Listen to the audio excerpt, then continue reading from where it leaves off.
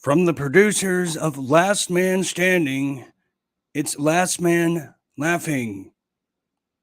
Welcome, Dean Ryan. Ryan.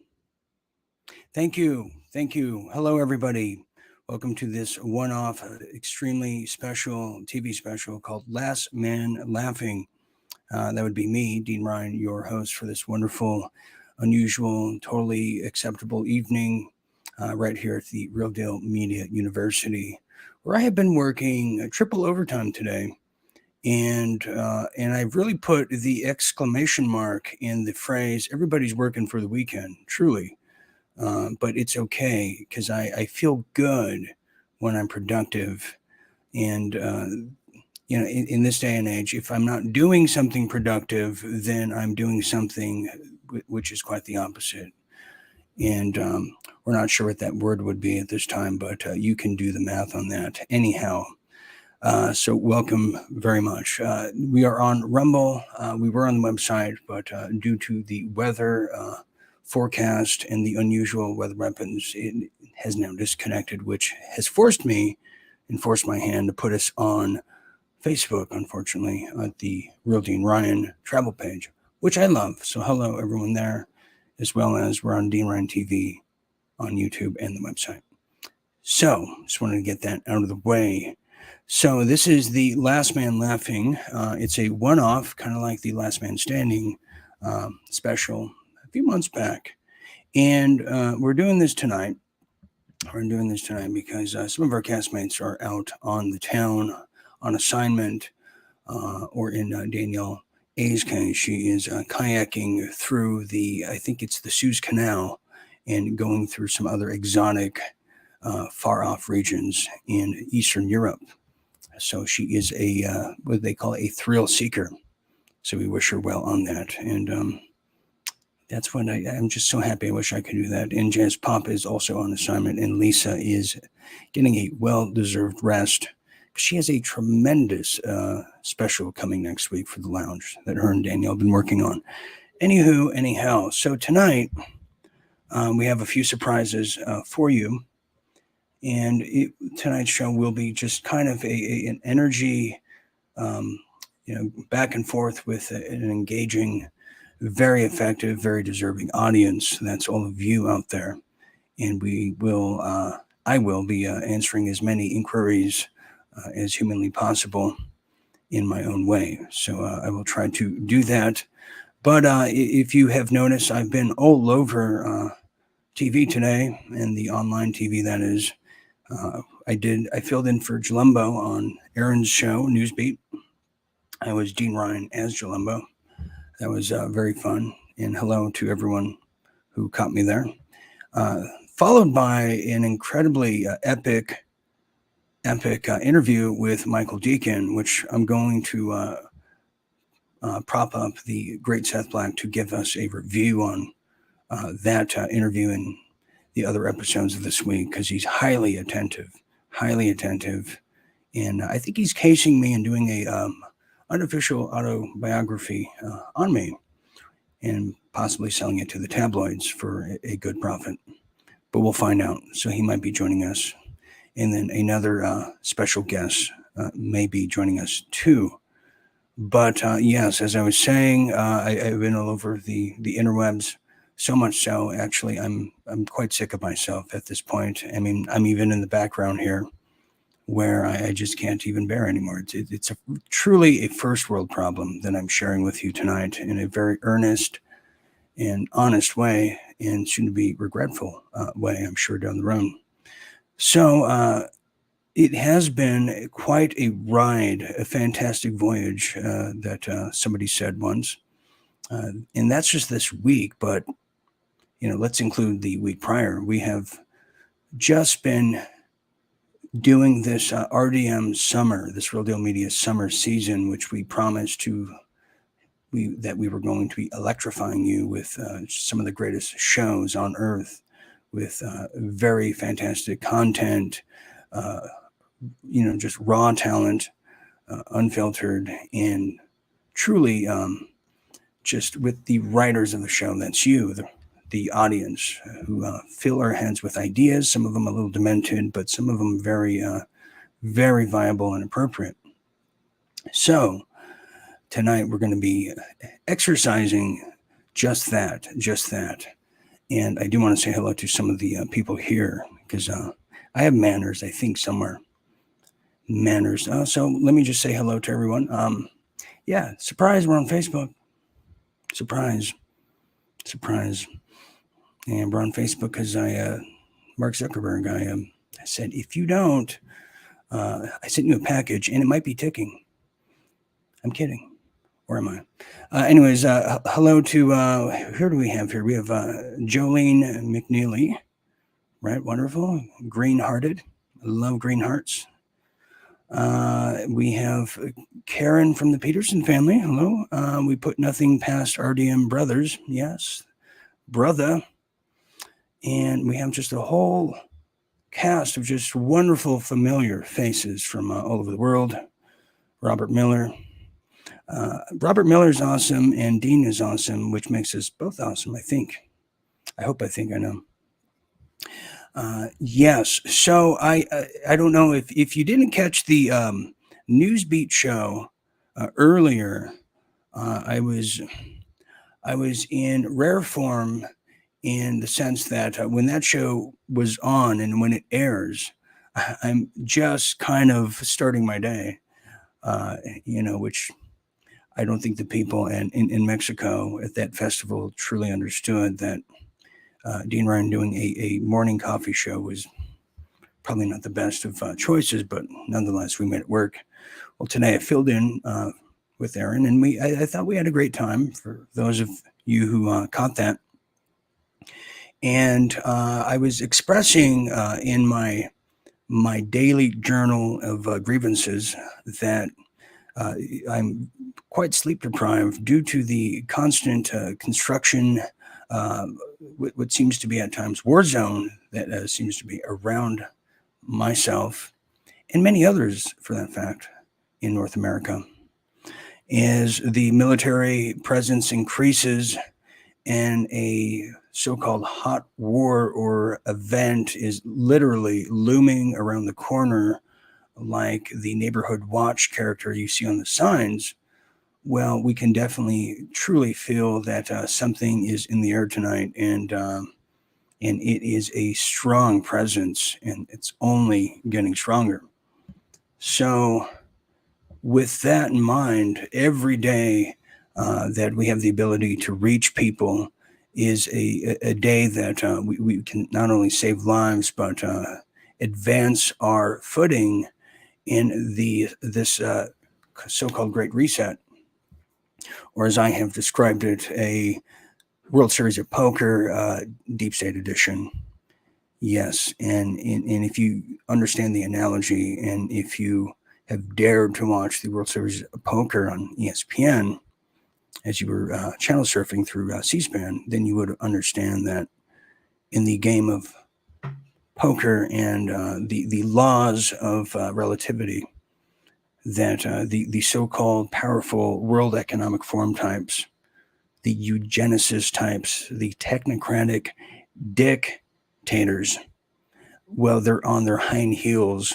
They're on their hind heels like Kamala Harris in her climb up to relevance. That's right. Which makes us, if you understand, we're the pit boss.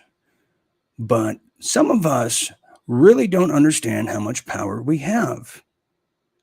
And we look at the consequences and the dangers of such a lesser enemy just all around us. And you can apply that to so many different facets of life.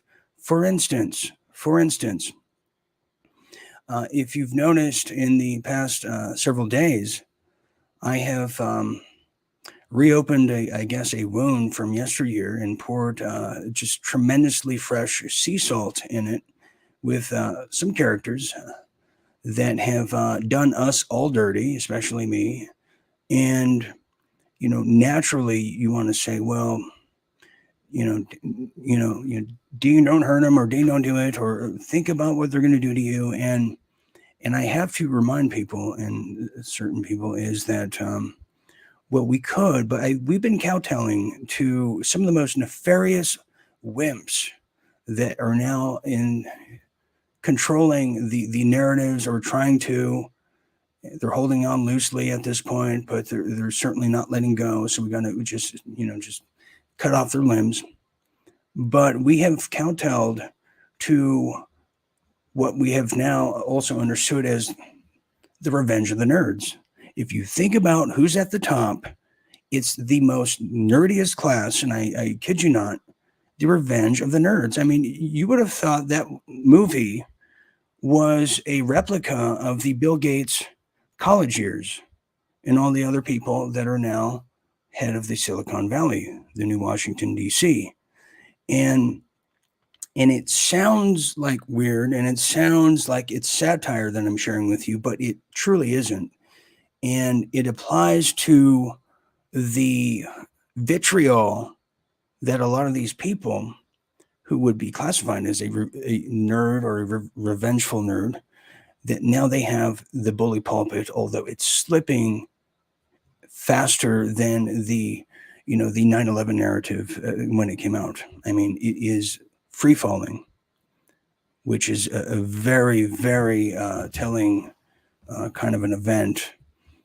Hence why the danger zone that we were warned about in the mid 80s is now upon us. So where I'm getting at is we have not, some of us, some of you have, but a lot of people have not given themselves a pat on the back, recognize, put a sticker on their own paper of just their own power.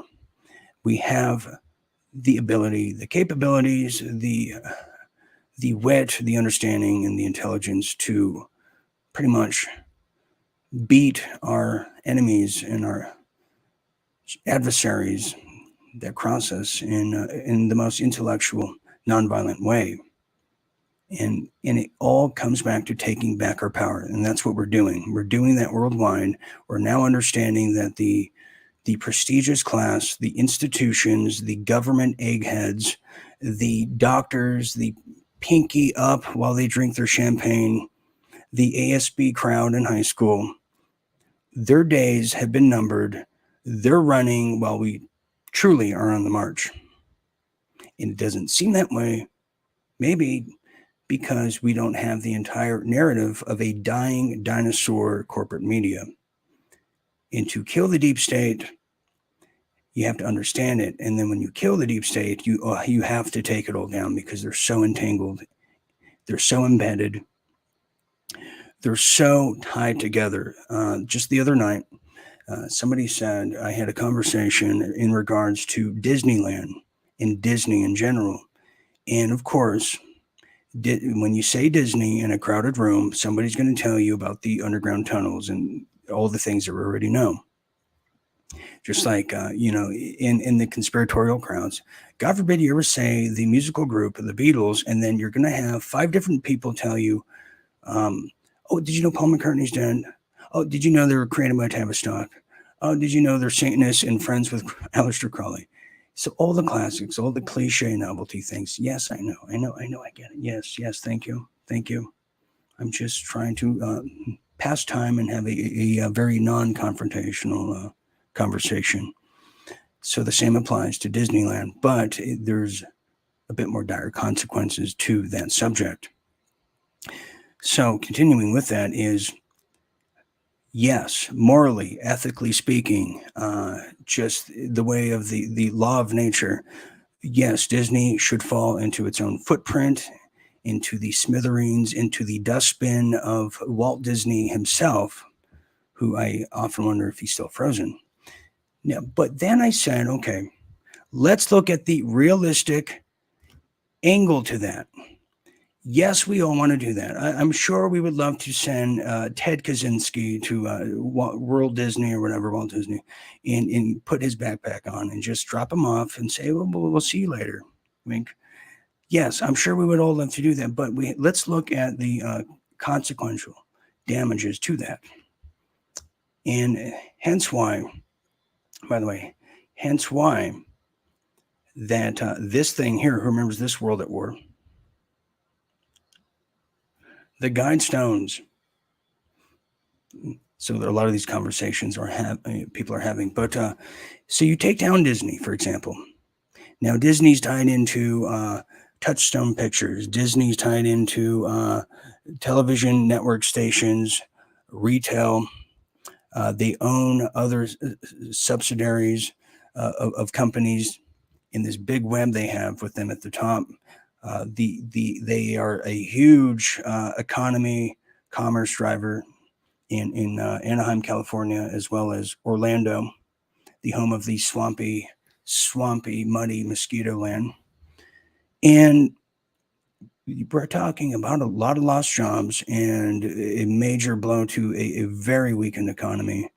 So then the question becomes, well, do we just end it all? And you can apply this to a lot of the other big companies too. Do we end it all, or do we infiltrate,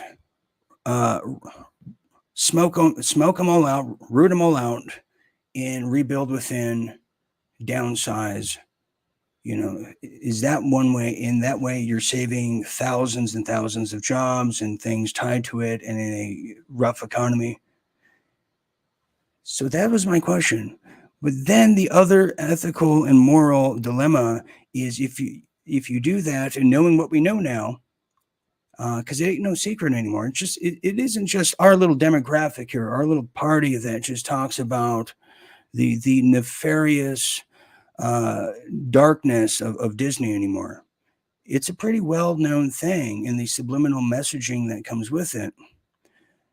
And so knowing that, how do we consciously go to these amusement parks, knowing that just below us, as we're just walking around everywhere, some of the most egregious and heinous acts against humanity and children, for that fact, have occurred, probably are occurring, and might occur again tomorrow.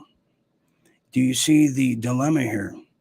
The dilemma is the moral high ground versus the realistic financial economy and the very stricken economy at this point. You see, it's the same struggle musicians have in regards to writing songs, sharing them, and then making them commercial enough for what the record company wants without selling out to your own artistry and soul. So these are things I think about at night, because I'm having conjecture and debates and sometimes civil wars in my own mind, which prepares me for, just the overall everyday struggle and, I guess, fighting, I guess you should say, debating. So these are things I think about. How do we restructure? Because they say civilization is ending. Yes, we can all agree to that. Everything comes to an end. We saw the ending of the VCR. Then we got excited about the DVD, and we said goodbye to that. We said hello Blu-ray, and then we said goodbye Blu-ray. Everything ends, but these ones in particular are very much so entangled in our financial societies, our memories. Being from Orange County, I have great memories of Disneyland. It was the most magical place on earth. And we tend to forget that because the innocence and the imaginations that we had as children, especially when we played toys, we had, back then, you had to have that creativity, that outlet. Like mine, I would just do these motion cinematic pictures and with all these different characters and stuff. So it was a magical experience, and it was something that was a common place to go to where I grew up once or twice a year. The question was, when are we going to Disneyland this year? February or July or August? So it was never a question. Now, I don't know if that still happens today. I'm not sure how much the tickets are, and I'm not sure if people are willing to pay, overall for a family, just what, $5,000 to go wait in a line to get on a roller coaster that lasts a minute. So you're waiting in line for 5 hours. And think about that too.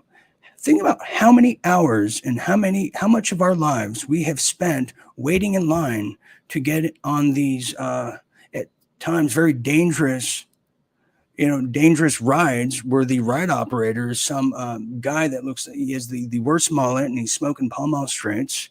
You can smell the whiskey on his breath, and you see the ketchup and mustard stains on his polo shirt that he has on backwards. And then you ask yourself, this guy is supposed to keep us safe? Okay, I'll get in. This is what it is. This is what it is. So those are things. Now, the third installment, which we often forget because we're always given two choices as Americans. You have the Coke, you have the Pepsi, you have the Republican, you have the Democrat, you have the vegan, you have the vegetarian. But the third angle would be, in a very serious conversation about how are we going to rebuild, is do we make a replica of what Disneyland was supposed to represent, in what Disneyland was supposed to offer and provide families, in addition what they're supposed to provide to the imagination of children, which is the most fruitful thing you can do growing up. To allow a child to dream and to create and to continue that as long as possible is the greatest thing you can do. And it pays off in the end. Without imagination, we still would have been in Plato's cave. We wouldn't have ventured out, but it was the dastardly idea and action of doing so is probably how we got, all of us, where we are today. So that's, these are things I think about. And as people fall into the entrapments of the predestined arguments, questions and answers, and predestined emotions that are injected into their veins by the deep state Fauci needles, we all sit back and we're all laughing, but we're also crying too, silently. Although the laugh is the cover. It's the car cover that we put on as the rain of sorrows passes us with its dark clouds, as the 30% chance of rain goes up to 100 in a time of darkness. But we are the light. So that I just wanted to share that, and I'm going to bring one of our fill-ins to the stage here, and I want him to share with me about his thoughts on rebuilding some of the most iconic places in the United States, and for that fact, around the world. I'm sure there's very iconic things in Canada, Australia, that we're now finding. Oh my God, there was a satanic temple underneath the Sydney Australian Zoo where the koalas hang out. Oh yeah. So what do we do? So I'm going to bring Seth Black to the stage here. He is calling all the way from Boston, Massachusetts, and he is surviving that little blue state. In full disclosure, I don't know much about Boston other than they wear a lot of green there, from my understanding. So I'm going to bring Seth here. Seth Black, welcome to Last Man Laughing, and I know you're laughing with me and not at me, I hope. Hey, Dean. How are you doing? How are you doing? How are you doing, Seth? And do you understand what I'm saying? Because a lot of this stuff sounds like a simplistic conclusion and remedy about, like, we're going to take this down. We're going to take the religion down and this institution and this. And it sounds great. And we have the moral fortitude and applause to do so. But then I'm wondering, what are the consequences in the realistic kind of just things that are going to have stem from it in post taking this down as we rebuild? What do you think, Seth? I'm not sure I know what you're talking about. I'm sorry. Okay, well, that's why I had you here. Thank you very much, Seth. I'm going to bring you back in 5 minutes. See, this was a test for him, and he just put his name on the test, and he got a C. So let me try again, Seth. I want to know, do we get rid of Disneyland? Do we just blow it up? Or do we just rearrange the deck chairs and put new people in there? under the guise of could it happen again? Or what do we do with some of these biggest institutions and brandings in the United States? What should we do? Okay, we'll bring Seth back. What do you think, Seth? Should we blow up Disneyland? I'll make it very. What do you think? I think it would be a big waste to blow it up, but I think what they should do is they should purge it of all the, the predators that are there. And I want to add to the fire here, because Netflix they lost 1 million subscribers, and I never subscribe. I'm very proud of that. I want that on my epitaph when I pass. But when the NFL, the NBA, a lot of these American institutions which branch out globally, they employ a ton. There's thousands of people worldwide and provide incredible amounts of commerce for cities, states, and counties. And I'm trying to figure out. Yes, we should get rid of them. What are we going to do? Are we going to replace them or just root out the wickedness and hope and pray that the new people in there won't turn into those monsters? These are things I'm thinking about here. Yeah, there's a definite agenda going on with that they're trying to mix in social issues to sports, and it's also happening on TV shows like Survivor and whatnot. They're sprinkling in all the little social issues, and it takes away from the show that you want to watch. And they do it on purpose. I mean, you try to find a GIF on your phone, those GIFs, those little automated things, and let's say you want to send a little lovely gift to your significant other, or a little just whatever. Well, you have to bypass the two men who are just playing tonsil hockey. Then you have to bypass the bull dykes who are wrestling together with their just very manly features. And this is being projected. So it goes back to what I was saying too. And I have another question for you is, it's not that art is imitating life right now because they control the art. Art is projecting life onto us. And that's a very, very dangerous proposition that we've been in. And essentially, Seth, we have lost a generation because of this. Millennials and below, It's going to be scary seeing how the kids turn out later on from what's going on right now. It's going to be insane. It is, and all the hormone blockers, the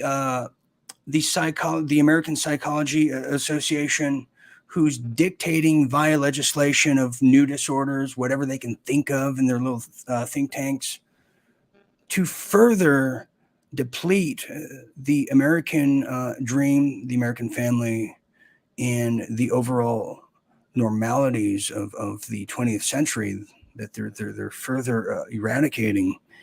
And the greatest psyop and act of war ever done on us, Seth, which was ideological subversion. And we're at the tail end of it. But anyways, I do want to ask you real quick, Seth, because you have been monitoring the content in this realm here for all week and then last week. And we talked about infiltration. We've been talking about infiltration for the past several days.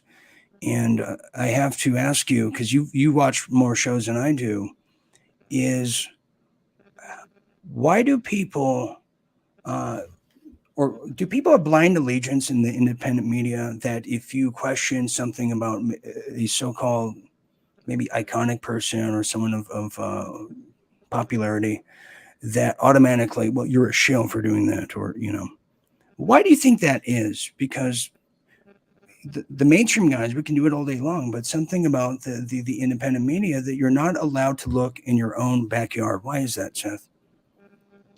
Can you be specific? Well, an example? look, right. So if we question like the people that we questioned the other day, the Millie Weavers and people like that, you get the Okay. fanatics that come and find me or others and say, automatically you're an FBI person now. You know what I'm saying? Mm-hmm.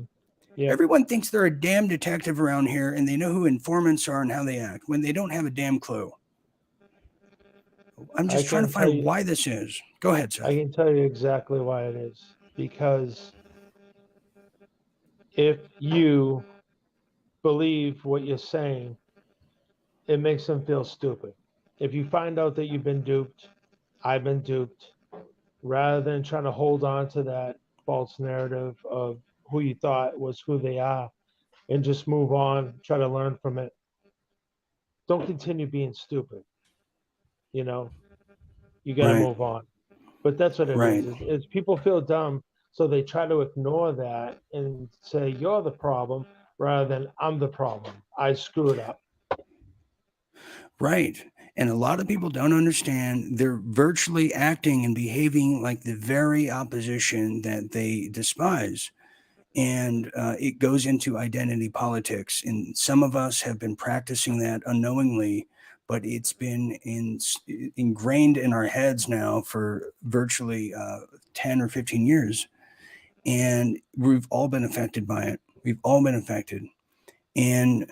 But if we don't point out the cancer and the treachery in the independent media, which is supposed to be independent, it's supposed to be united, it's supposed to be supporting each other and free of all the other headaches and dramas from the corporate realm of it all. But it's not. It's infiltrated. And it's very isolated and it's very narcissistic, blowhardish across the board.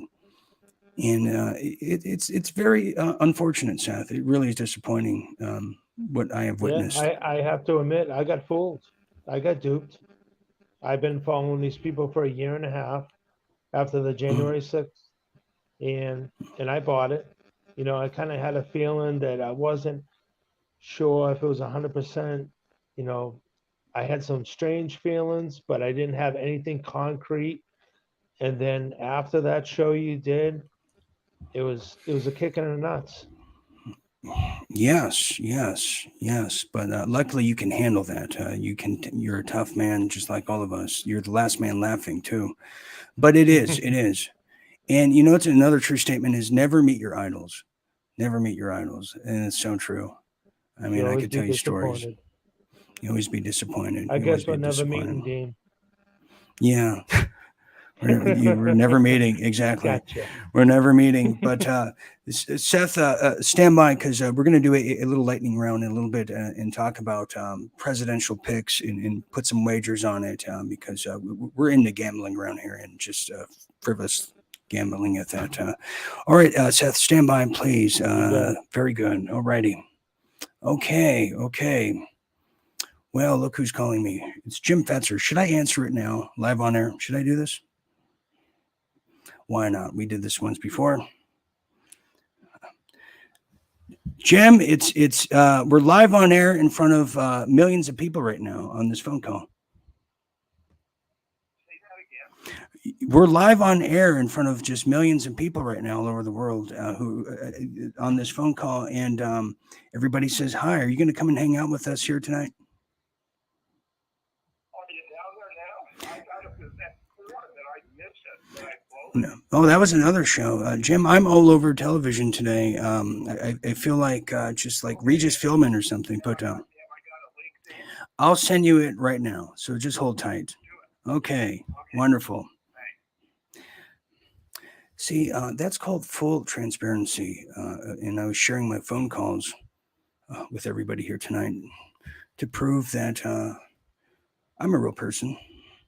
You know, I can talk to people. I can handle audibles and changes. So anyways, you heard it. You heard it yourself. Jim Fetzer may be joining us here. But before he does, I want to bring another surprise guest here today. And that's Detective Cagney, who's going to be joining us. Detective Cagney, welcome to the Jerry Lewis Telethon. How are you doing? I'd like to pledge $1,000. Oh, good. With the 10 easy payments over the course of a decade. That's right. Before we get into the politicos, when Jim Fetzer gets here, and we'll all be here together. Detective Cagney, I want you to tell me, what is your thesis on what I was saying about taking down some of the most rotten, terrible institutions, yet some of the most profitable brands and institutions for our economy. How does this manage? Tell me. I don't know that you'll ever really take them down, and I think that when there is all that kind of money involved in something like that, then that means that there's power. Somebody is going to have the power card, and if they have the power card and the money, then weak people always turn to people that have the power card and the money, hoping that they're going to get part of it, regardless of what the consequences are. So you could change the command, but the who's the president, who's the CEO, you can change all that, but in the end, the game will repeat itself. It's like a bad game of Monopoly. Right. Or I've described it's like a pimple. When you think you've dominated and won over a pimple and it'll never happen again, well, boom, they pop up again, don't they, Detective? I don't know. I don't have that problem. Well, I was talking in the sense of the teenage years of how we used to think, but it never goes away after a while, and then No, you're right. You're absolutely correct. next thing you know, prom comes and you have a huge zit on the middle of your nose, and everyone makes fun of you. But anyways, Fetzer's going to be joining us here. We're going to take questions and things as well. Sure. So here's what it is. Cagney, hold tight. I'm going to welcome Jim Fetzer to the stage. Stand by, will you? Okay, so here is our favorite, the one, the only, the turquoise wearing polo shirt extraordinaire and crooner too, ladies. Jim Fetzer of Wisconsin. Hey, Jim, so good to see you. Well, Dean, I've taken a serious hit. In order to make sure during the Alex Jones trial, which would pique interest in Sandy Hook, they've taken down my blog. It was an effort in a court action that was residual of my Sandy Hook lawsuit, where they're doing to Alex what they did to me. I was found liable of a defamation that was manifestly I had not committed by a summary judgment procedure that allowed the judge to decide which facts were reasonable and which weren't, on which ground he excluded virtually all the evidence I had that no one had died at Sandy Hook. And then I was subjected to a trial for damages, Dean, where they projected the image of Noah Posner on the wall, and the plaintiff's attorney got up, a woman, and cried as though this were a real event. And they're doing something similar to Alex, where he's been found. They are, and it's terrible to see that all these years later we were having to deal with this. You know what I mean? It's so disheartening because it's getting in the way, Jim, of our projection, of our creativity, and the tremendous work we could be doing if these Sandy Hookers would just get the hell out of the way. Don't you think? Oh, absolutely, Dean. I mean, but you see, it has to do with the Democrat agenda, gun control. They fabricate these events. Sandy Hook and this ongoing program is one of the few issues they believe are viable, though I think the American people have long since rejected. How do you concurrently defund the police and deny the public the right to arm itself in accordance with the Second Amendment? It does not work because you otherwise leave the population completely vulnerable to the criminals who aren't going to give up their guns under any circumstances. So passing law to take guns away from law-abiding citizens. You're absolutely correct, Jim. The thugs aren't like they used to be. They're not as polite as they should be, just turning over their guns in gun-free zones. They're not very abiding like that. And it shows overall the racket of this modern day society based on the Roman system.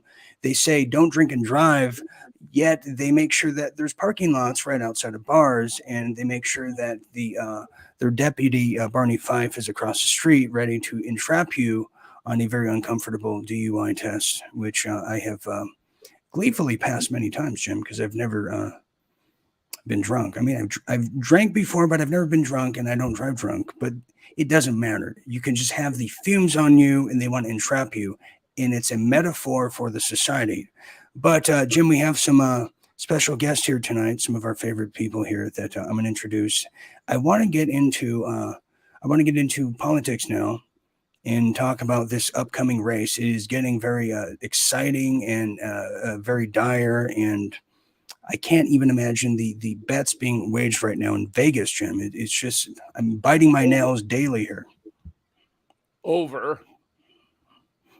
So anyways, let's welcome to the stage here, Jim. Let's welcome Seth Black from Boston. He's the guy that never qualified for the Boston Marathon because he was running too slow. And then we have Detective Cagney, who you recall, Jim. And let's start very simple, and we'll start with Jim. You want to talk about what the tickets are going to be for the Babylonian Democrats? Who's their ticket going to be, and then what's the GOP ticket? And we'll go around, and we'll go to Seth. Well, the Democrats have a dearth of decent qualified candidates, and they're going to scrape the bottom of the barrel with Gruesome Newsom from California, whom every Californian despises. And he might run with Butt Plug, as he's affectionately known, or Secretary of Transportation. The Republicans, I'm very confident, are going to run Trump DeSantis, and it's going to clean their clock. I mean, it's a powerful ticket. I have also thought of Tulsi Gabbard. It sounds like a long shot, but I really like Tulsi. She's becoming more independent, and as long as she comes around the Second Amendment, she'd be terrific running mate. But also as a dark horse, Ron Johnson from Wisconsin, my senator, of whom I'm very proud, among the few principled, courageous members of the United States Senate. Yeah, this is very interesting. And Seth, Jim raises a good point, as Tulsi Gabbard is just a beautiful specimen. She has really nice skin and has a very good, intelligent noggin, opposed to, as Jim was telling us, of Pete Buttplug, who is a total CIA spook masquerading as a transportation expert for the fake Biden administration. But Seth, you want to make a prediction of what are the two tickets going to look like before I drop the gauntlet of truth down? Yeah, I'd have to agree with Jim. It's probably going to be DeSantis. They've been pumping him up, for like a year now. I don't know who his running mate will be. With the Democrats, who knows? They're screwed. The only way they're going to win is they're going to have to do the same thing they did in 2020. Oh, my God. Seth, Detective Cagney, Seth makes a good point. Pete Buttplug has been very pumped up lately in his excitement or lack thereof. They don't have anyone, Detective. They don't have a viable, totally transparent and a gender-specific candidates, do they? That they are grasping for straws.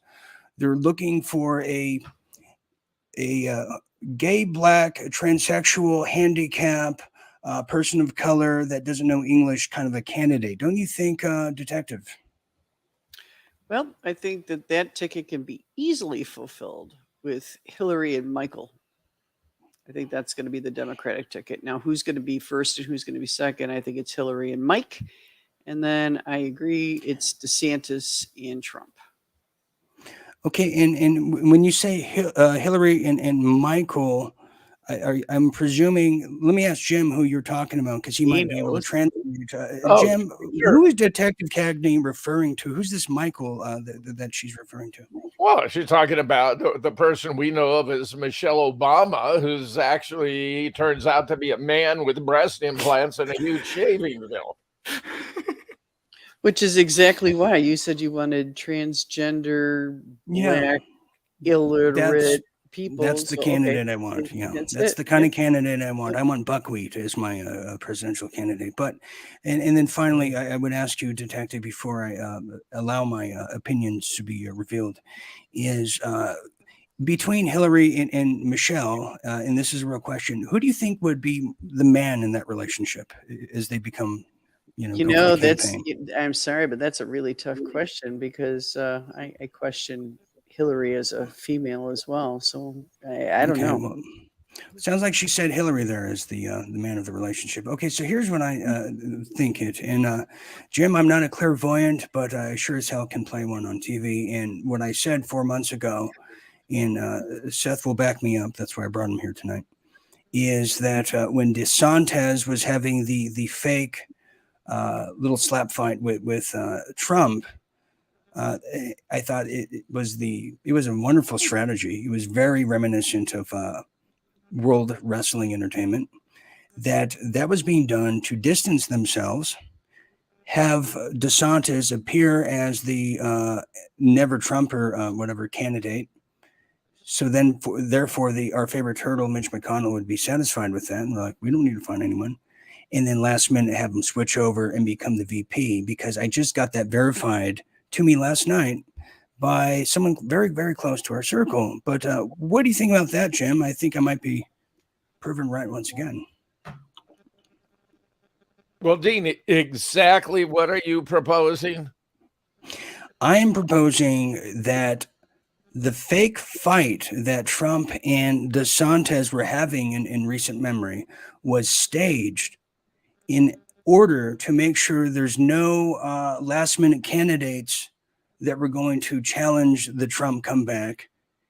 And the ones that wanted to challenge it were going to put all their stock in DeSantis, while the fix was in the whole time. He was meant to be VP, and that's what like a placeholder. That's what I meant. Go ahead, Jim. I think at this point there's already an agreement between Trump and DeSantis that they're going to run together, and Trump would be mistaken, I think, if he were to announce before the midterm, because the Democrats are doing such a wonderful job of self-immolation. There's no point in giving them Trump to talk about. They're going down in flames on every issue. A recent survey of the top 22 issues, I mean, it was open-ended. So those being surveyed could state anything they wanted. Of the top 22 issues, January 6th was not even in the top 22. So when they're going for January 6th, gun control and, abortion, right, of course, Roe. I mean, the court seems to be ruling on the basis of the Constitution, although I favor Roe myself and a woman's right. I've been very strong on that. And right. Dealt And with it extensively.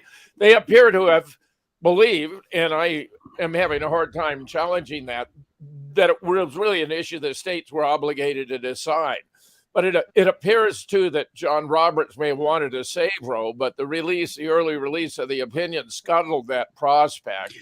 I think it would be better for the nation had Roe remain, but the decision they made on the EPA, for example, to cut back on its ability to promote green energy and all that nonsense, and on the Second Amendment, that you don't have to have a special permit to conceal carry because it's endowed by the Second Amendment. Those are very fine decisions by the court. And certainly, and Seth, I'll bring you in. I felt that the Roe versus Wade PSYOP, as I've called it, was done with strategic intentions rather than cruel intentions, as I initially thought.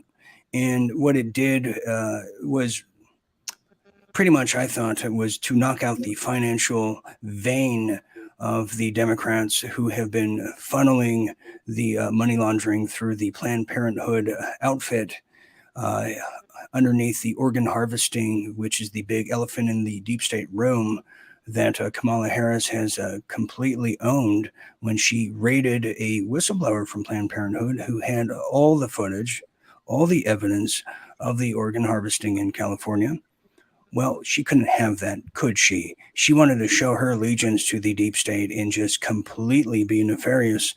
So, therefore, Seth, here's the question: is there even going to be an election? As now we have the military is now mobilized across the country. The Planned Parenthoods have been put on layaway. The migrants from God knows where around the world, military-aged men, have now strategically been planted around the U.S. So are we going to have an election? Do you even think so, Seth Black? And then I'm going to go to Detective Cagney. I have my doubts. I'm not 100% if there will be an election. Well, I have my doubts too. Jim. And Detective, you want to chime in here because Seth is saying there's not going to be an election. And two, you can make the case too because they want to have the lockdowns come back. They're trying to popularize the Fauci mask. They're talking about the new variants. They're saying everyone has monkeypox now. Detective Cagney, are we even remotely looking at any election? And if we are, is it really an election if there's Dominion machines that we're voting on?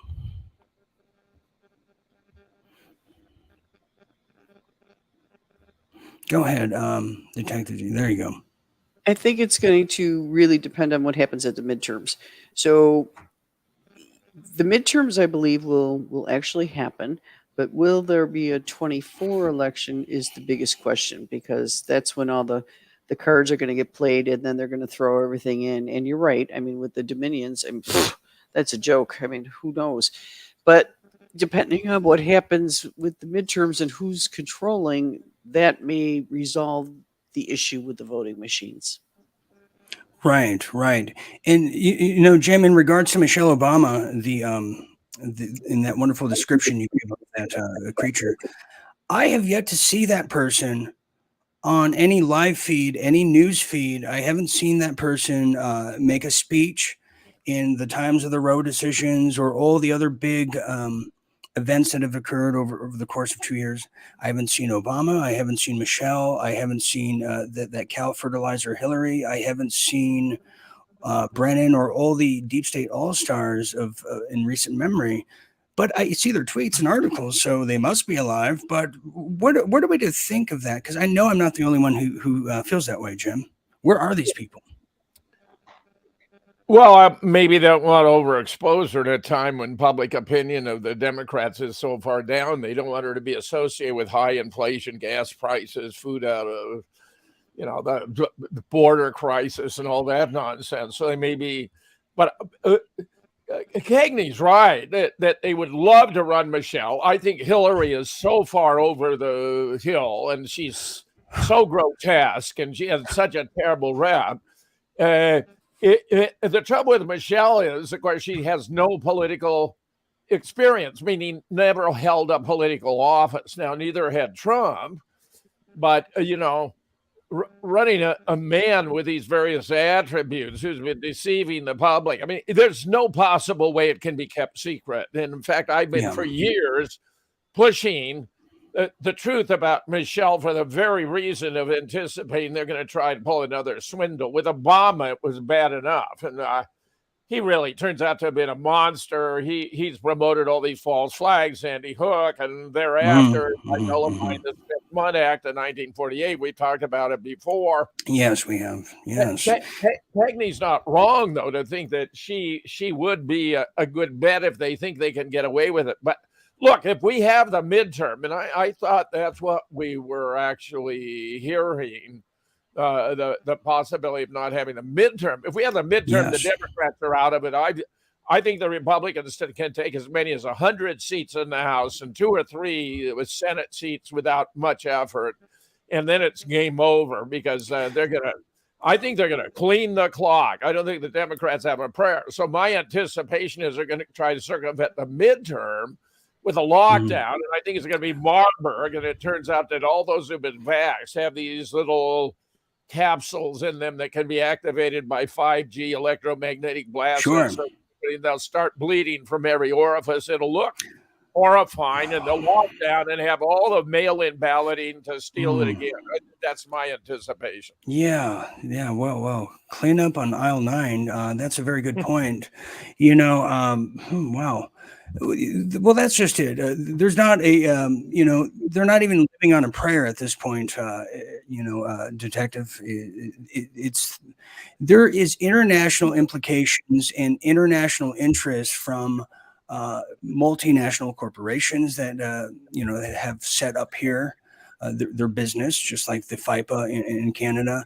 But there's international interest on Detective Cagney on China. I hate to say it, but China in fact, I don't hate to say, I like to say, China has very much invested interest to make sure that the CCP light, aka the Democrats, maintains some kind of not only power, but the bully pulpit of the narrative. And if not, that's when they strike. And that's why we have announced that there have been several submarines from our high-level contact in the United States Air Force, Jim, I never even told you, that have been downed over the course of the past 48 hours. We've had about roughly 3 U.S. military submarines off the coast have been downed. Now, with that too, you're telling me 3 U.S. submarines have been sunk? Yes, and it's not being You reported. are shitting me.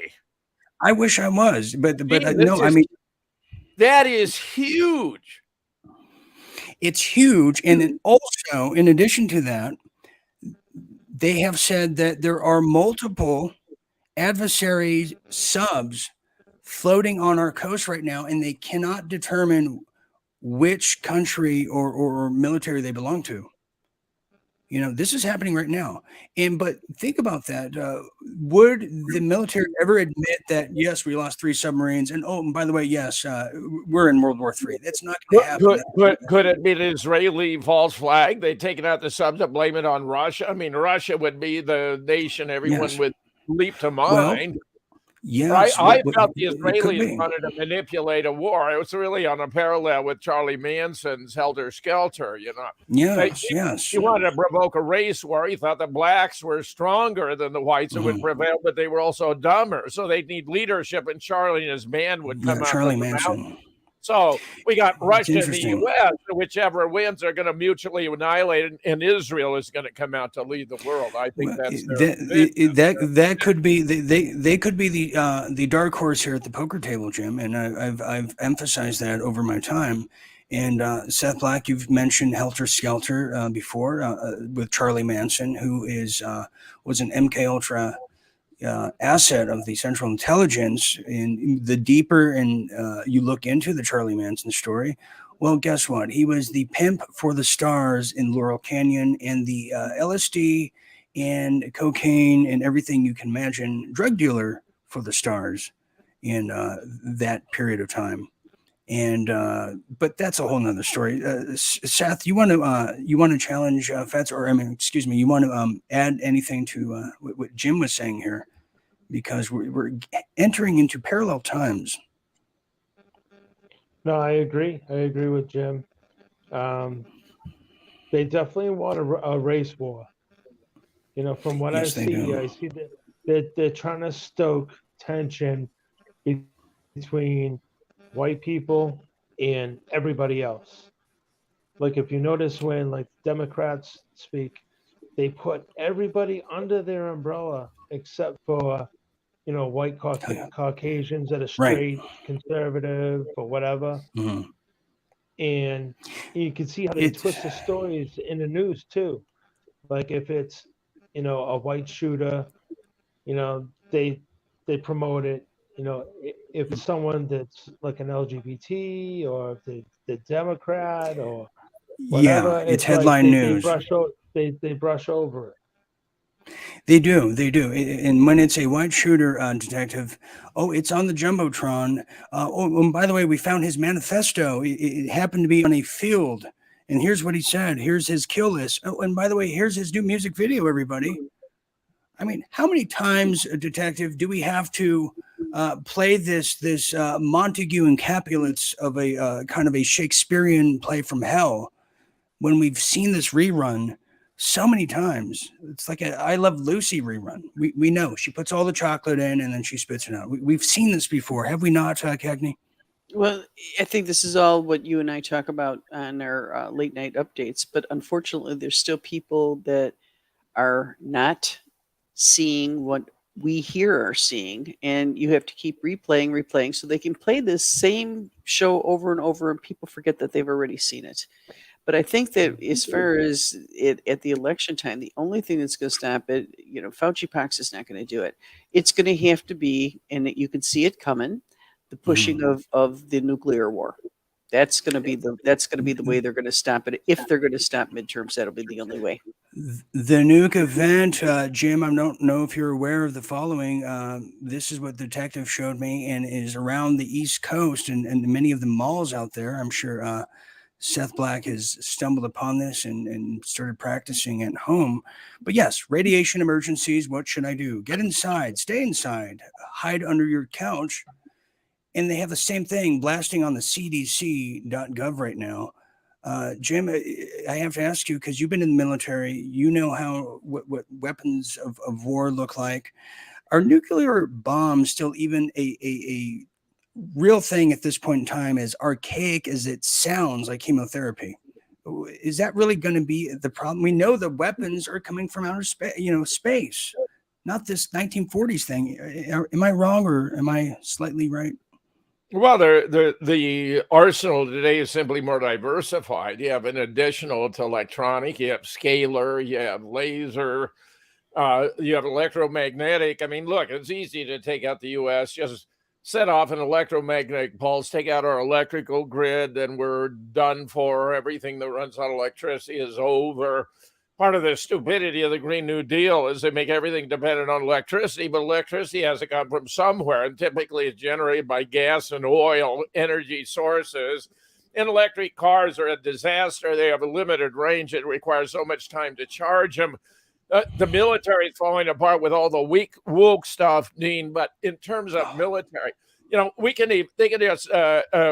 Russian sub could just put a dirty bomb over the East Coast and shut down our financial center for, say, 250 years. If you can't inhabit New York City for 250 years, what happens to America economically? I mean, it goes on and on. But nukes are real, but the Russians have ways of retaliating that don't require nuclear specifically. So if that's the focus, they can work around it without any effort at all. They have the best military weapons in the world. Well, Jim, I think we have the strongest military leaders in the world, and here's more proof of that statement I just made. So we really want to our treatment and to affirm and to support and empower these youth, not to limit their participation in activities, sports, and even limit their ability to get gender affirmation treatment in their state. I feel very secure now, don't we? Russia's been mocking the United States for all this transgender nonsense. It makes us look ridiculous in the eyes of the world. And what young American man wants to join a woke military pushing transgender and critical race theory? It's insulting. So you know what the Army's doing? They're cutting down on the size of the force. They're not able to recruit anyone. So they say, well, we don't really need them. In other words, everything Biden's doing is weakening America, even down to decimating the military, where the vax is driven the most. Those who are smart enough to recognize the vax was deadly got the hell out. And so what you got left are the infirm and the disabled. I mean, it's just astounding in this short period of time how much damage and destruction has been wrought upon the nation as a whole. No, you're spot on, Jim. You're spot on. And detective, before we change gears drastically, Jim's right. Yeah, there's a lot of cutting going on in the military, and now the cutting, they want to direct it towards everyone's kibbles and bits as a pledge of allegiance to Moloch, the transgender esoteric god from the Old Testament.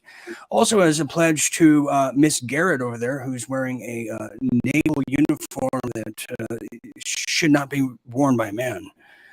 Just who's getting the last laugh here as this is going on? Or just completely just a bunch of cosplay, hoopla, cockamamie bullshit ideas, and to further eradicate with humiliation, the deep state. What say you on this? Because the military and Jim's absolutely right. A lot of people are laughing at us right now. Well, more people are laughing than you can even imagine. I mean, that just all over Europe, and as Jim said, Russia as well. I mean, they think it's really an embarrassment. When I'm overseas, I don't like to let people know that I'm American because it's really embarrassing. Okay, yes. And Seth, real quick, I mean, you see the transparency of Miss Garrett there, who was in the naval uniform. Is that making you want to just hop in and join the military, knowing that you have the ability and opportunity to just live as a woman? Because that's what they're promoting. No, I'd stay far away from that. I wouldn't join. I joined when I was 18. I'm glad I did. I got checked into it. When I joined, it was Desert Storm, and they were saying that babies were being thrown out of incubators. Come to find out, that was a lie. But, luckily I didn't have to die for it, and I'm here today. Yeah. But kids today, uh, I don't know how they can like take their leaders seriously. Even with Millie, General Millie, Oh God, don't even get me started. And Jim, you know about General Milley, but yeah, Seth Black, you make a great point. Jim, how does this country heal from the obvious just deception that is all up in our grill, in our face, with no apologies, no do-overs, and just so brazenly that we have to take this person seriously, who seems to be wearing a rubber mask from Toys R Us, and it continues to get worse. I could show you a video, but yeah, how are we going to recover from this? Because this is a stain on humanity and a very just confusing time in history. There's the long-term effects that this is going to have on children and everybody is going to be a lifetime here, is it not? Oh, yeah. No, all the face mask business meant toddlers weren't able to learn speech because they couldn't see the words being formed.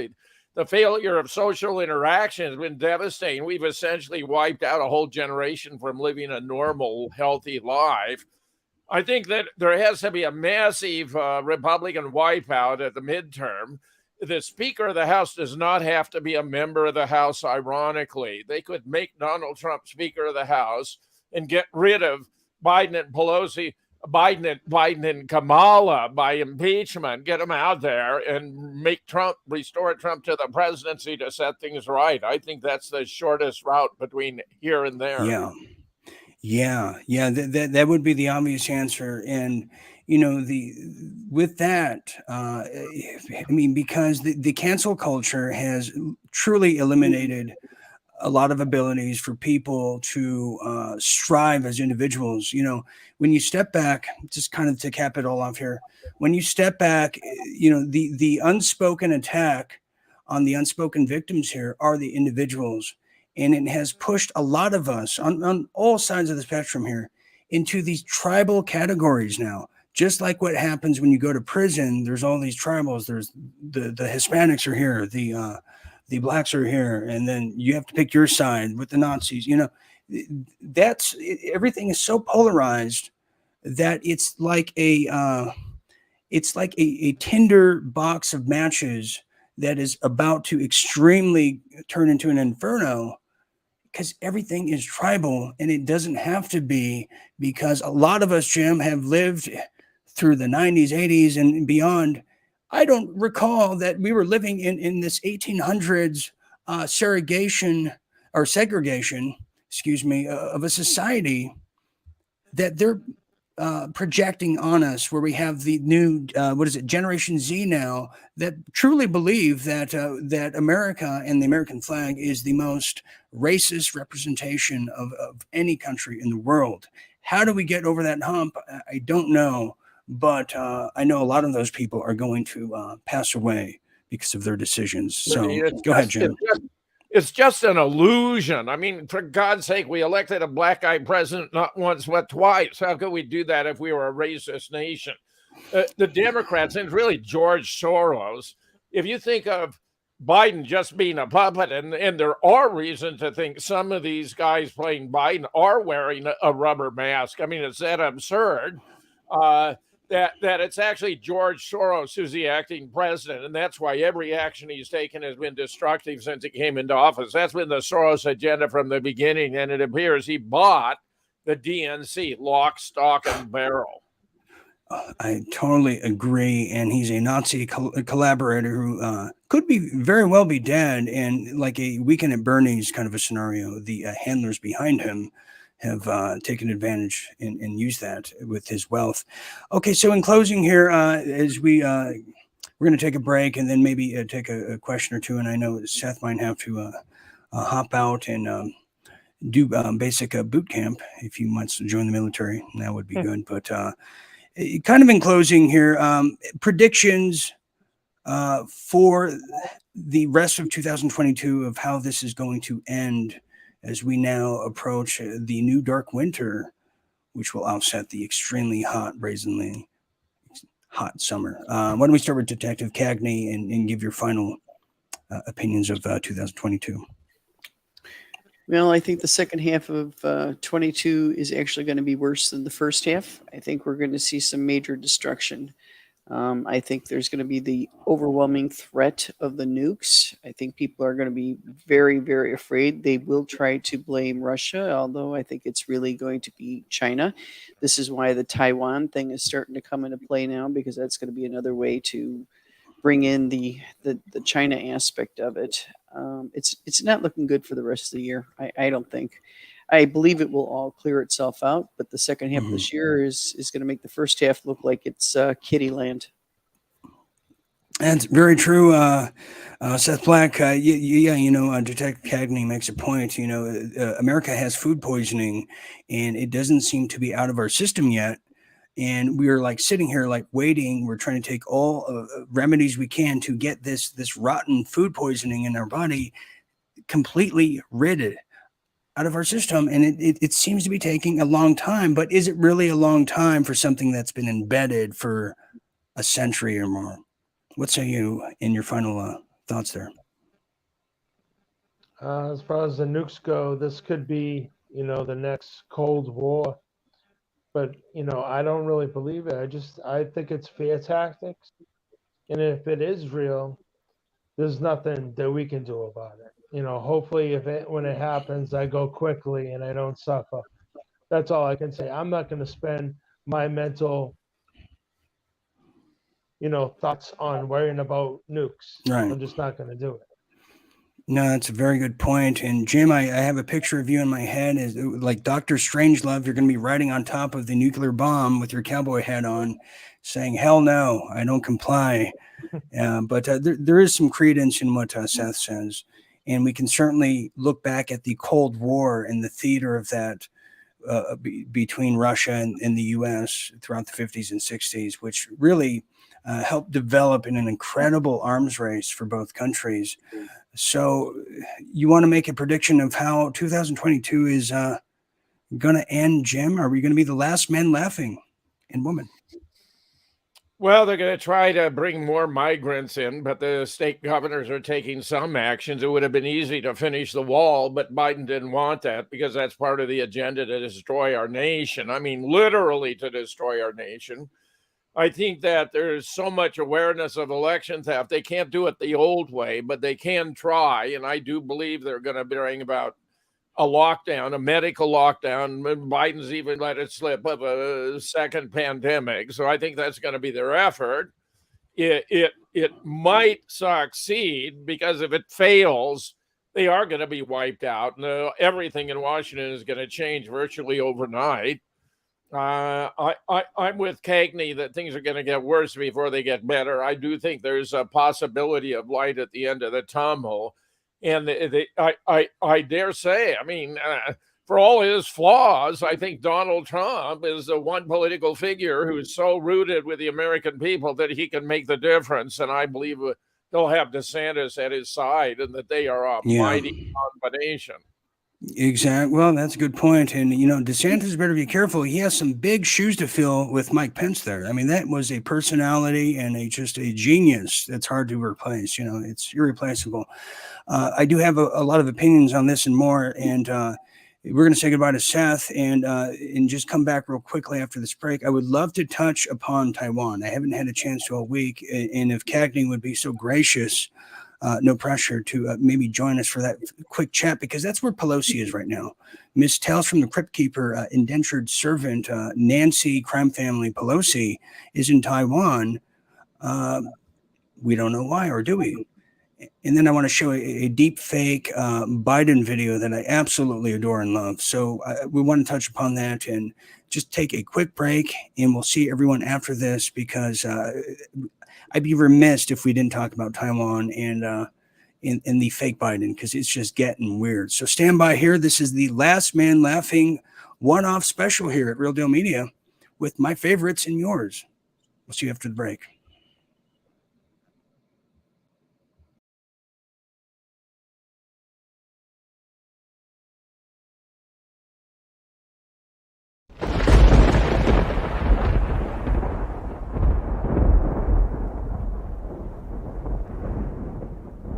That was one of the biggest secrets the government ever had, was behavioral software and deploying it and using it against the public. We were the guys. We were before everybody. We're extremely ethical. This needs to go out in book form, and then the powers that be, Department of Justice, local law enforcement, all the people that are supposed to do their job, they're the ones that are supposed to handle it, not us.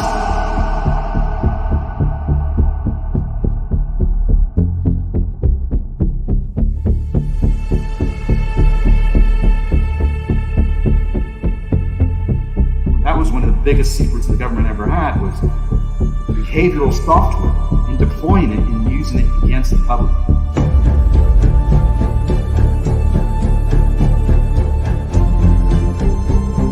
I started realizing there is a multipolar world order.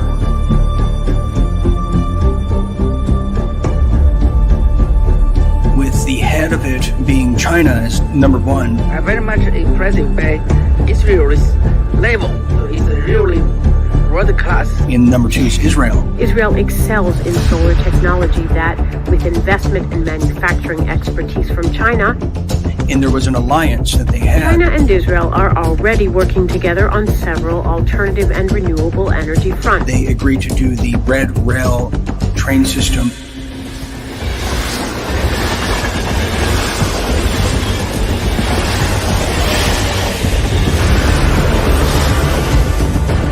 There has been some kind of backstabbing, disagreement, because Israel wants to be number one.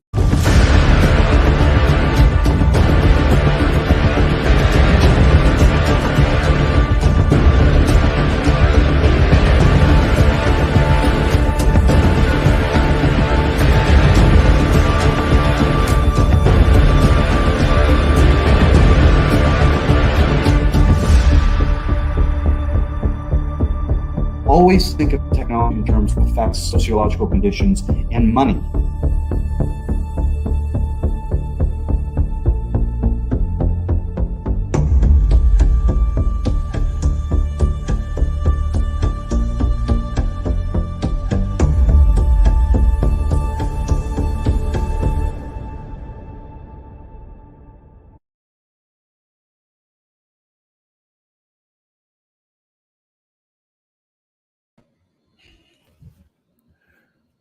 Okay, welcome back, everybody.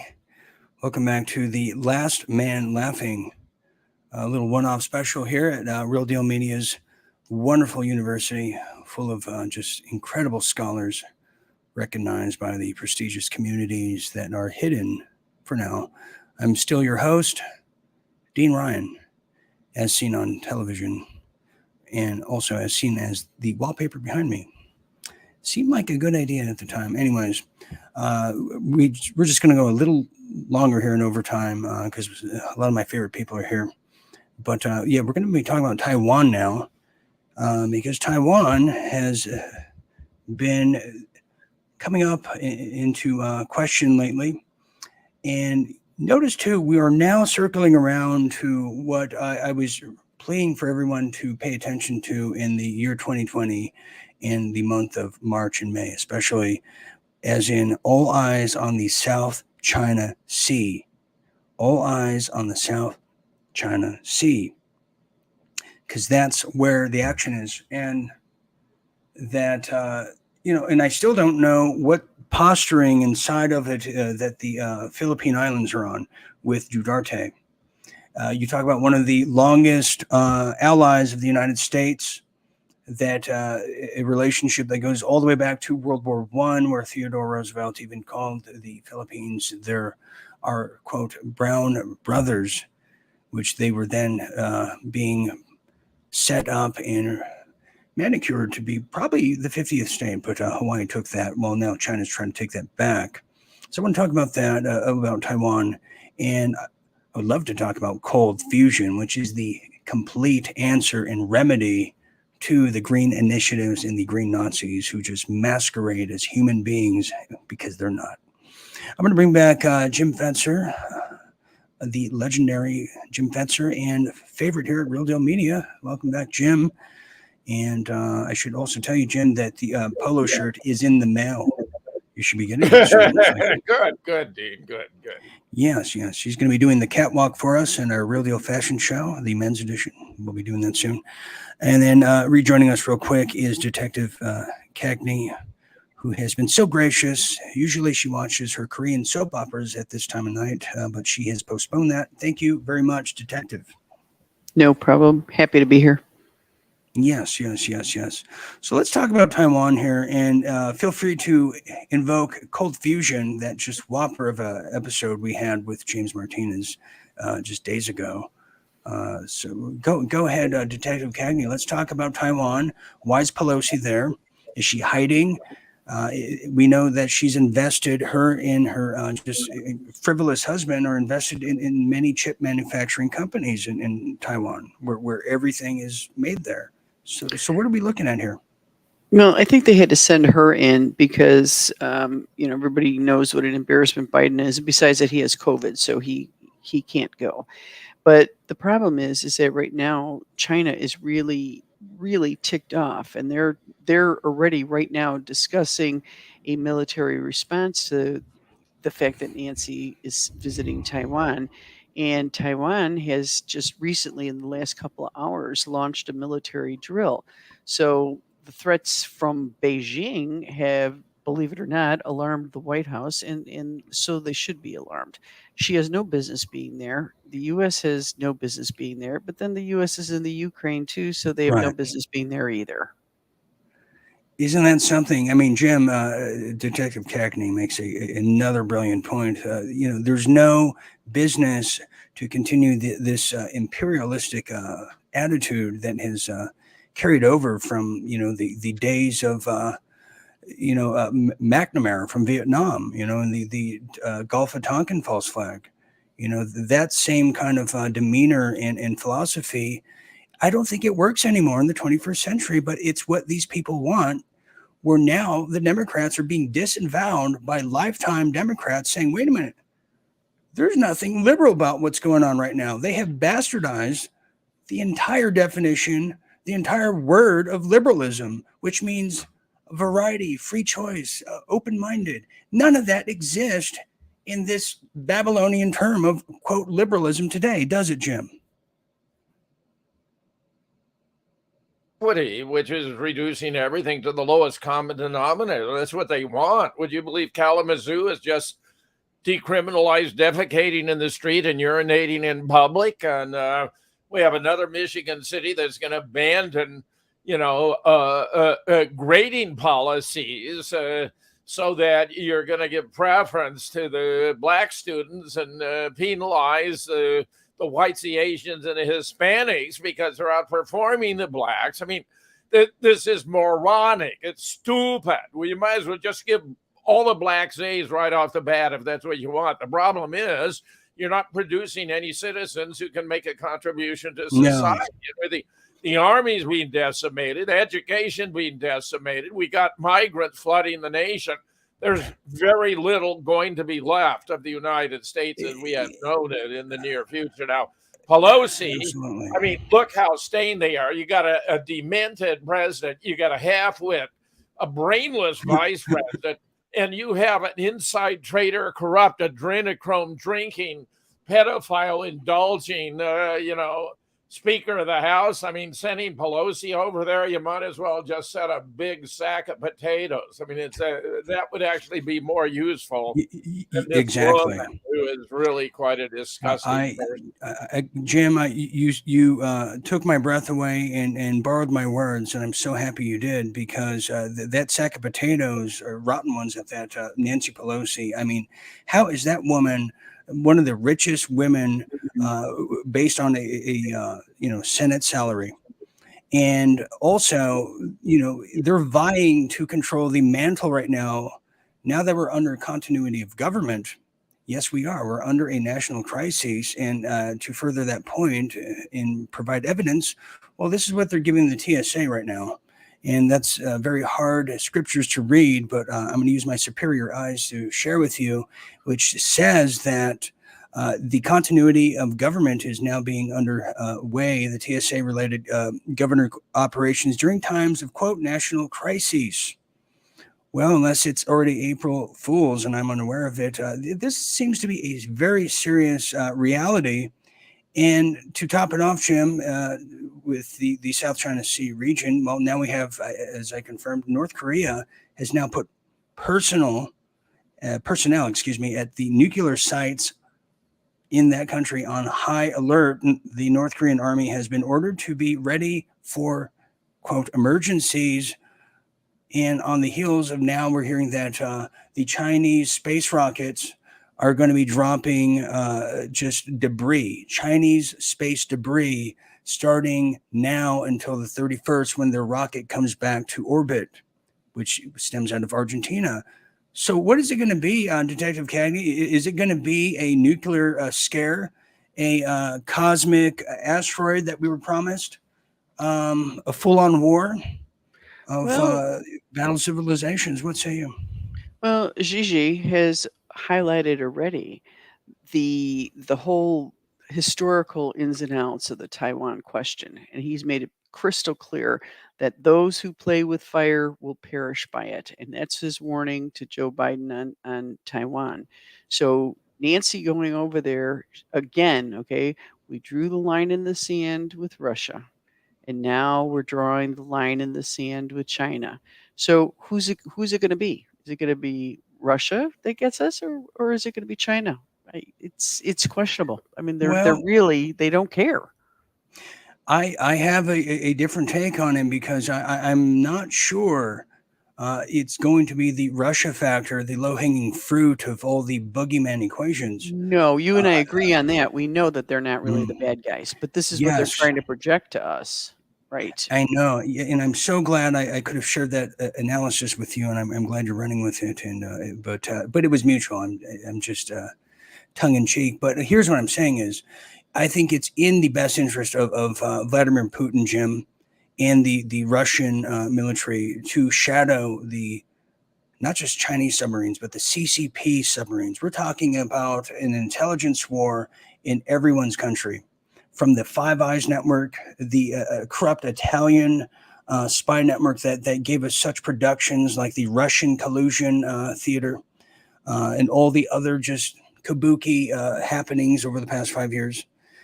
We are seeing, I believe, Jim, a corroborated effort by the superpowers to eradicate their own deep states that call themselves intelligence agencies. Is that a far off kind of a thesis from yours truly, or is that closer to the dial of the sun there? What do you think, Jim? Because I can feel it in the loins of my torsos. Here's my take, though I am not as deeply into these latest events as Cagney, for example, or even you, Dean, here. She's absolutely right. China is pissed off. The irony is that Biden's got all these commercial transactions through his son and his brother with China should misgauge, but that's because he's completely non-compos mentis. Some of those, I think, who are playing Biden are wearing latex masks. You can see a clear difference between their actual neck and where the rubber ends. They've got a whole series. We had one recently came out that's very somber talk, and it was clearly not the guy who's impersonating the guy. And I ran a retrospective, and you saw the real Biden way back when, and then some fakes, and then more fakes. And I'm telling you, we're dealing with multiple frauds. So we don't really have a government. We don't have a president. I think that was the idea, to use the authority of the office for nefarious reasons that no one would be responsible and they could get away with everything. But let me say, Russia and China are not antagonistic. Russia and China have been brought together. We have created an alignment that is going to fundamentally transform the economics and the politics of the world forever after by this absurdity in Ukraine and the sanctions on Russia. The ruble's at an all-time high. The petrodollar is a figment of the past. The BRICS and this new economic arrangement where China and Russia are at the center are the future of the world. They could be, and I would also add to, and Cagney, please just barge in here, that India is a very big player who's silent here at the poker table, and we have yet to see their true postures and intentions fully, which probably is for their own longevity and survival in this tail end of the pandemic war. But Jim, and I'm going to have to tell you after the show, but Jim, there is a remedy to this. We are in the early stages of where we were 10 years ago when the crypto blockchain realms were now introduced to us, in the infancy of that, which really before it got to murkied up and stuff, it was a focus and an empowerment of the individual, and was taking away the overt powers of the centralized banking cartels. Well, the same now is being applied to energy, where the JP Morgans, the Edisons, who are just a fixture of the past and relics of it, and they don't like this. And then the Green Initiative people, the World Economic Forums, the Hans and Franz, who are about to sign the executive order here and overhaul the energy sector. Well, now cold fusion, which is basically a glass of water, Jim, and we'll share more after, but a glass of water like this, in this new cold fusion process, can energize and fuel a home for a 12-month period at pennies to the dollar. This is real. It's happening now, and they're all in Silicon Valley talking about it.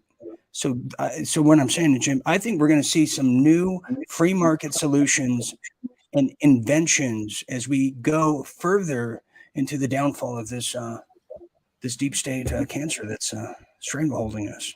Well, I hope you're right, Dean. That might be revolutionary in and of itself. Yeah, I would welcome that. I think the whole world would. Yeah. Good. And just to be positive, real pleased to be here with Cagney. I think it's very nice. And yes.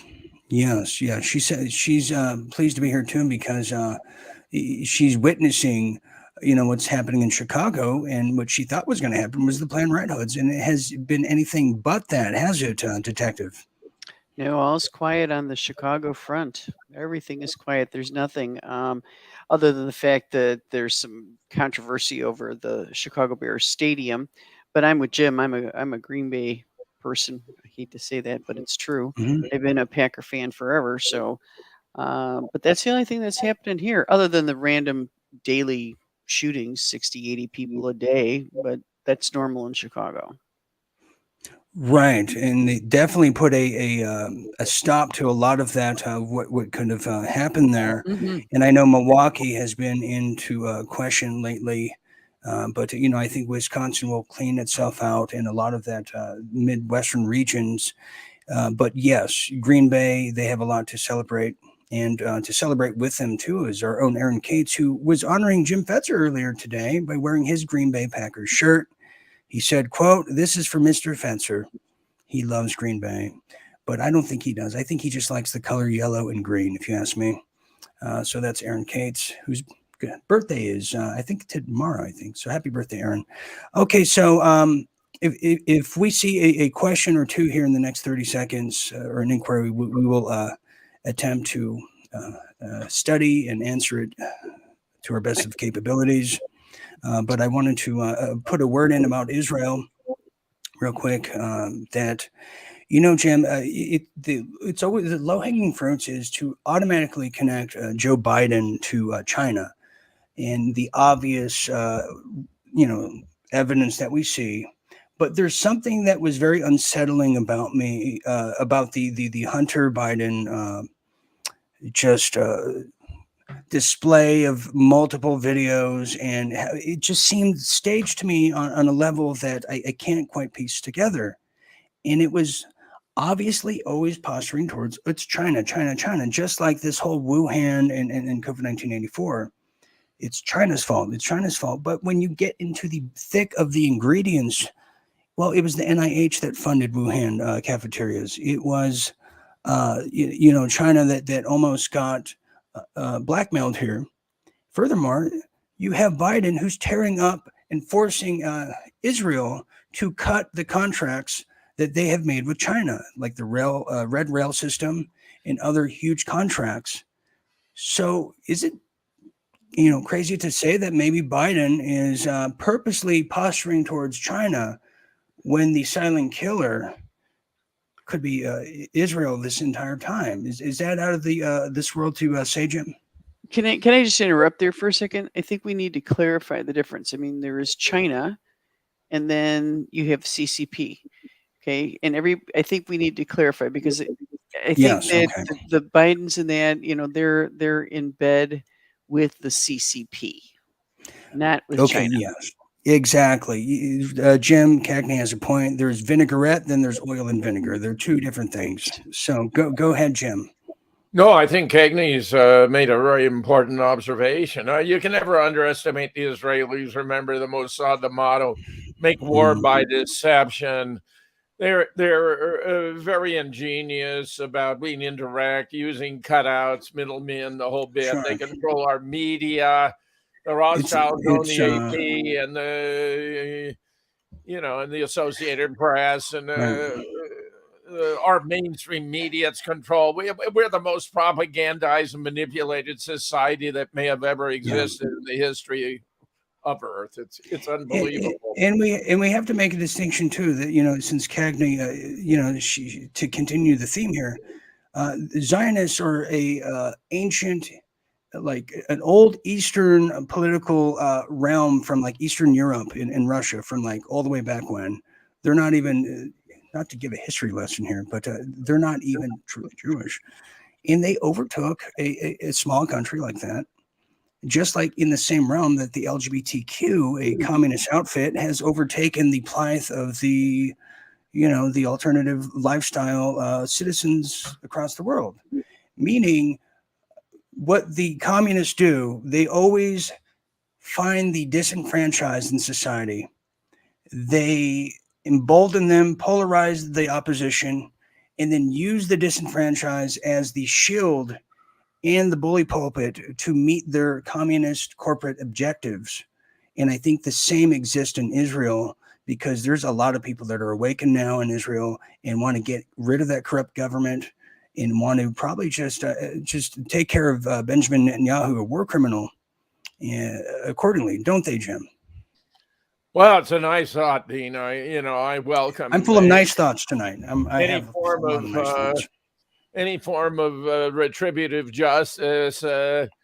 Bibi and Ehud were the brains behind 9/11, complicity, CIA, neocons, most of whom were dual U.S. Israeli citizen. Dick Cheney was running the event on the ground. I mean, it's a disgrace, and yet, most Americans think Israel is our gallant ally. Israel just wants to use the United States and throw it away. They could care less. They have no respect for America whatsoever. That's true. They want war to the last American soldier. Cagney, I would make the case too that I think they're done using us. I think that we are the used napkins from yesterday's lunch. They're ready to move on to the next victim and devour them.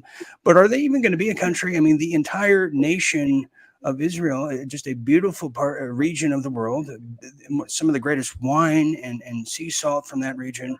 Is there even going to be a country and a populace there when they're all injected with the experimental Fauci poisons that they put into their body? I mean, what are we going to be looking at Israel, just a year from now? What's that going to look like?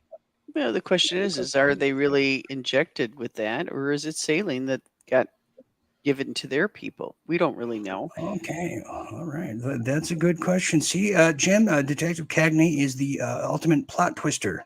I didn't think about that. Very, very good point. Here's Allison Wright, who is she could be right, actually, living up to her name, saying Israel is not our amigos. Yeah, I would say so. On that note, Dean, let me make another point that struck me the other day, and I was going to send you an email about this. Did you notice that at the Trump funeral that Jared wasn't there with his wife for her own mother's funeral? Where was he? He wasn't there. Jared. Oh, Jared Kushner. Okay, I'm thinking the Subway guy. That guy too. He wasn't there either. He wasn't selling Subway sandwiches at that event. I didn't notice the meatball subs there. You're right. Yeah, he wasn't there. No, he wasn't there. Go ahead, Jim. Maybe Trump sorted out that he was a mole. I think Jared played a crucial role in sabotaging the administration in all kinds of ways. So absolutely, Jim, you're so right, Jim. I could cry. He was a damn nasty, hairy, bloody mole on the Trump family, and it says wonders to me that he wasn't there. And here's another person who wasn't at a funeral. Jim was Governor Professor X or whatever. Abbott was not at the Uvalde funerals. What does that say?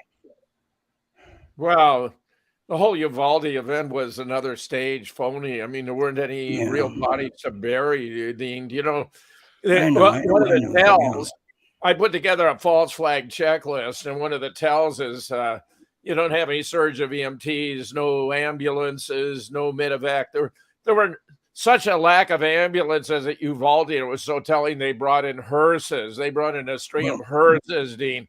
Hearses aren't equipped with medical. They don't transport bodies to the hospital. They carry coffins to graveyards. Well, Jim, I don't want to give it away because we're going to be doing a lounge on that together. So we don't want to give the ending away yet. We want to, but yes, you're right. We don't want to tell how the movie ends. If Trump has figured out that Jared was bad news, that's very welcome. I mean, Jim, I mean, I was screaming at the rooftops of my tonsils in 2020 saying that Kushner was the rat. Kushner was the rat. Kushner infiltrated the QAnon sectors at some point in time. Kushner was manipulating Trump in his ear, and it's very questionable. I'm not the conspiracy type, and Detective Cagney knows that, but it's very questionable whether those 3 children stemmed naturally from that couple of Ivanka Trump and Jared limp-wristed Kushner. You know what I'm saying? I find that very hard to believe, Cagney and Jim. I just refuse to believe that she's into someone like that. She totally... I don't know. That's gunpoint. That's my opinion too, Dean. I think they may have used pheromones or some kind of mind control. I don't see why she'd be attracted to him at all. He seems like a wimp. She's rather sensational, so far as I can. Yes, he is totally. Boring, drab, uninteresting, but I think a covert operator behind the scenes. Oh, totally. Look who his dad was. I mean, it just.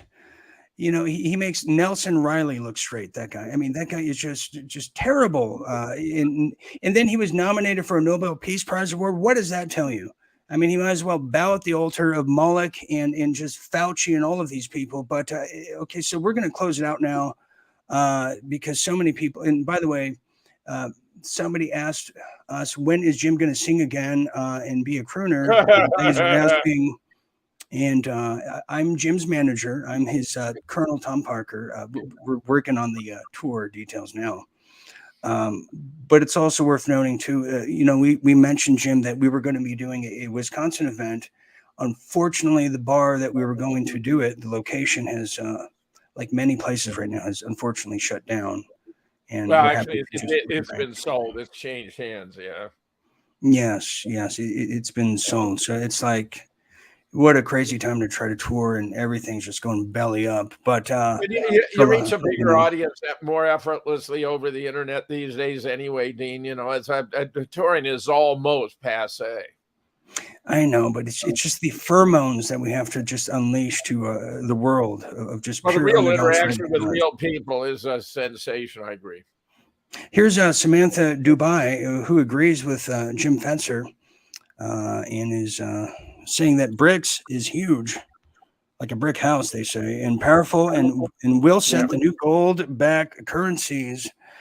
Death of the petrol fiat dollar, of USA in SWIFT systems, period. Well, Jim, you have inspired the populace. They're now speaking just like you.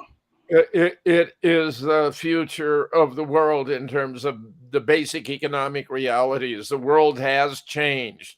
And the U.S. made a massive contribution in NATO by all the sanctions on Russia. That has backfired so massively. It'll go down historically as one of the great political blunders of our time. Oh, God. You're telling me that's just the blunder is of the Tonight Show wars, where they gave Conan the Tonight Show, then they put Jay in, then put him out. Right up there with that, everyone. Right up there. Okay, so here's another one. Nurse Jane says, I want to play Jenga with Jim's stack. Oh, stack of books and papers. Okay. Yeah, Jim, you have a playmate who wants to come over. Then we have Solid G says, NCCP website mind opening. That's a very cryptic statement that I guess for Seth Black, for him to take notes. Here's another one from Karen of the Peterson Clandestine saying, we know a nuclear scare attack will scare people because nobody will know if it's real. I think I heard that from Mike Adams or here or both. Here's the absurdity of that nuclear advisory. You know, go inside, shower, stay tuned. There may be no building to go inside. The water will be shut off. You won't be able to shower, and there won't be any communication either. All the towers will be down. So all that advice is just a ruse. It's to make you somehow feel better as though you could cope, but it's also putting it out, instilling fear. I agree, Jim. I do agree, and that's why we're all going to Jim Fetzer's house, and we're going to give you his address. We're all going to meet there. Yes, that's where we're all meeting. Yeah, Cagney's on our way now. Cagney's on our way now. Here's and by the way, everyone has tremendous questions, and when Jim comes, he just electrifies the audience like a superstar. Here's Ann Frick. She says, was Babylon really as bad as they say, or is it merely a religious dogma cursing those who aimed for the gods or the godhead? No offense, just throwing into the stew pot of inference. Well, Jim, you're the theologian of the group here tonight. You want to take a stab at that? I'm not. I mean, you know, biblical scholarship and all that is not my forte. I must openly admit. He slept during that class. He snoozed. He may be in a better position than I to address this question. Cagney, you want to take a stab at that? And then I would love to hear what it was like, Jim, during the 50s, and you know, if you had the sirens and the bomb drills back then, because Cagney shared about hers. But Cagney, go ahead. You want to take a stab at that, and then we'll talk about the. Hell no, I'm not taking a stab at that. I'm the least religious person here. Notice you said there's going to be a close race. I will take a stab at it, and if Seth Black wants to take a stab at it, just give us a thumbs up, and we'll throw him in here because he's okay. Yeah, okay. He might know. You want to go for it, Seth? Okay. I don't know what that means. He's unsure. Yeah, you want to talk about this, Seth? What was Babylon really bad? Because I have my take on it, but go ahead, Seth. At this time. Yeah, Babylon was super bad. It was even worse than it is right now. People were screwing everything, animals, kids, murder, every possible thing you could think of. That's what was going on, and people didn't mind. Yes. Okay. Well, that's a very, very honest answer. Thank you, Seth, for that. And you're correct on that. We'll get back to you in a minute. He's correct. You know, towards the end of Rome, Jim, as you know, as a seasoned historian like yourself, you saw the rise of the gladiatorial sports, of the Ben-Hurs of the Roman era. You saw the rise of the bathhouses featuring that era's Klaus Schwab. And like Seth said, everyone was just humping each other left and right without a care in the world. Well, look where we are now, Jim. I mean, could you tell the difference this is it. And they do it as the welfare, the imperialism, the militarism is through the roof. This is when the Babylonian themed kind of living starts to occur. And that tells me, yeah, civilization is ending as we know it. But to be the opportunist, the optimistic. I can't read and talk at the same time, Jim. Have you noticed? To be optimistic, one's going down, but a new one is rising, and it's going to be the enlightened. I truly believe, and I think Jim thinks so too. At some point, anyways, one more question here. Here is okay. Yeah, here's another fan of Jim. Yay, Jim Fetzer is back too. Ladies, please, no marriage proposals. Please hold them down. Sift through them all. My wife might take a dim view of that. Though, I don't know. Given our political differences, she might be enthusiastic. That could be true. We'll have to do some. We'll have to have you on the Newly Weird game when we do the couples game shows later. But yes, people are really rooting for you to do Helter Skelter again, the song, meaning Eleanor Rigby. And women were throwing their brassieres at the television, Jim. Here's Angie saying, we all love Jim. Yes, we do. Yes, we do. Right. Huge fan base. Yeah. He's a crooner from yesteryear. Okay, let's kind of end it here. Nurse Jane, very good point. The Statue of Liberty has been referred to as the Whore of Babylon. You know, Cagney, real quick, I've always thought that the Statue of Liberty looked like a true whore to me from France. Do you think that I'm going to be proven right on that as things are getting taken down now? Well, they're taking down all these other statues. Why aren't they taking that one down? Yeah, why aren't they taking that one down? Or are they going to say, oh, no, she's a tranny. We got to leave her up as a solidarity moment? Absolutely. Absolutely. I mean, incredible. Considering the toppling of the statues, well, there's one to go. Just incredible. Just incredible. Okay, we're going to do our final thoughts. And I'll invite Seth Black back to the table here. And he promises not to bite anybody. Okay, so let's do our final thoughts here. As this is a one-off special. We hope you enjoyed, but we'll start with Detective first. Detective Cagney, final thought for this incredible TV special tonight. Final thought is hold on to your hats, folks, because it's about to get worse. But fear not, there is a light at the end of the tunnel. Not sure when that tunnel is going to end. This is a kind of a slow-moving train, so it might take a little while for us to get to the other side of that tunnel, but the good stuff's coming. But in the meantime, just stay safe. Exactly. Seth Black, pick up from there and get that hot dog down that tunnel and give us your final thought. That sounded dirty. My final thought is, shoot, I kind of blanked out. Yeah. That's a good final thought. I feel the same way. And I really, but go ahead. We'll give you another chance. Go ahead. No, my final thought is it might be a good idea to start a garden, get water, drinking water, stuff like that, because I'm noticing droughts. Just getting prepared, be more self-sufficient and stuff like that. Yes, exactly. And make sure you have all the necessities and flashlights. And I will announce that Mike Adams will be joining us in a special of how to just basic prepping for his new audiobook, which is going to help a lot of people across the world. And we're going to be filming a special of how just to do the simplest things to make sure you are protected, your loved ones, your family, and your little communities that you may have. So that's something that we're going to put a lot of emphasis on. We know our castmate Jessie has started her own crisis garden, as Seth was alluding to.